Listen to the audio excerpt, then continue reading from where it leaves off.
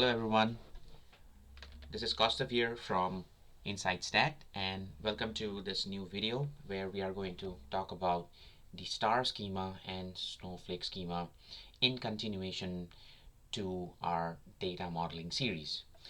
Now we talked about how to define fact tables and dimension tables, how to define primary keys and foreign keys, and how to join different tables, the fact and dimension tables, using the foreign keys and the primary keys.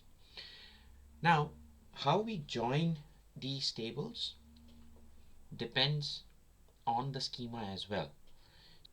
So what is a schema? A schema is a database concept that talks about how we are organizing data in the tables, and it should be in a way that simplifies querying and should simplify our analysis. Okay, so let's understand what is the star schema first. So star schema is one of the most simplest form of schemas that is available.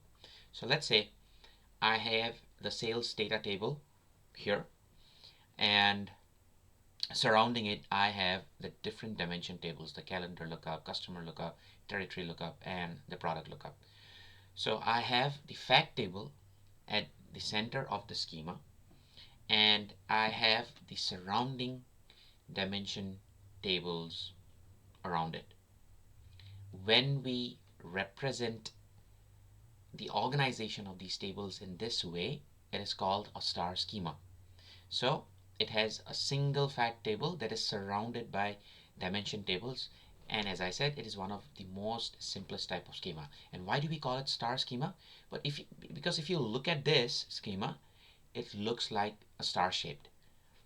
Now the question that should come to your mind is, should we always have the fact table at the center, and should it be surrounded by the dimension tables to form a star schema like this? No, it does not necessarily have to be. This is just for illustration purpose. But the entire idea behind star schema is there will be one fact table in the center, in the middle, and it will be surrounded by dimension tables. Now that fact table can be below the dimension tables, like we have done when we were joining our tables. My fact table was below the dimension table, so that is also a star schema. Now let's move on to a snowflake schema. So what is a snowflake schema? So a snowflake schema is an extension of a star schema, right? Now in a snowflake schema, the only difference is, what if my dimension tables have sub-dimension tables? For example, in the last video, we talked about the product subcategory and the product category dimension tables. And I said that we will talk about how to join these tables as well. So now let's say I have the sales data table, I have the product lookup table, I have the product subcategory table, and I have the product category table.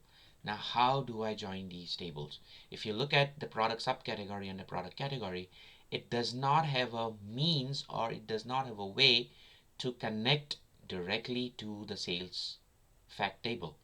So how do we create a relationship so that I can look at sales numbers by product subcategory? I can also look at sales numbers by the product category. Right? Now in order to do that, if you look at this, my product dimension table, which is a dimension table, has a product subcategory foreign key. Now what we talked about was foreign keys are only present in fact tables, but foreign keys can also be present in dimension tables. Now this product subcategory foreign key connects with the product subcategory primary key in the product subcategory table. This is called a snowflake schema. So it is an extension of star, wherein the dimension tables are connected to related subdimension tables. For example, the product key in the sales data table will connect to the product key of the product lookup table, which we have already seen. But here we also see a product subcategory key, foreign key in the product lookup table will connect to the product subcategory key in the product subcategory table, and the product category key, which is a foreign key in the product subcategory table, will connect to the product category key, which is the primary key of the product categories table. So this is the primary difference between a star and a Snowflake schema. In a star, we have the fact table that is being connected to all the dimension tables. In the Snowflake schema, we have the fact table connected to a dimension table, and that dimension table can be connected to related subdimension tables.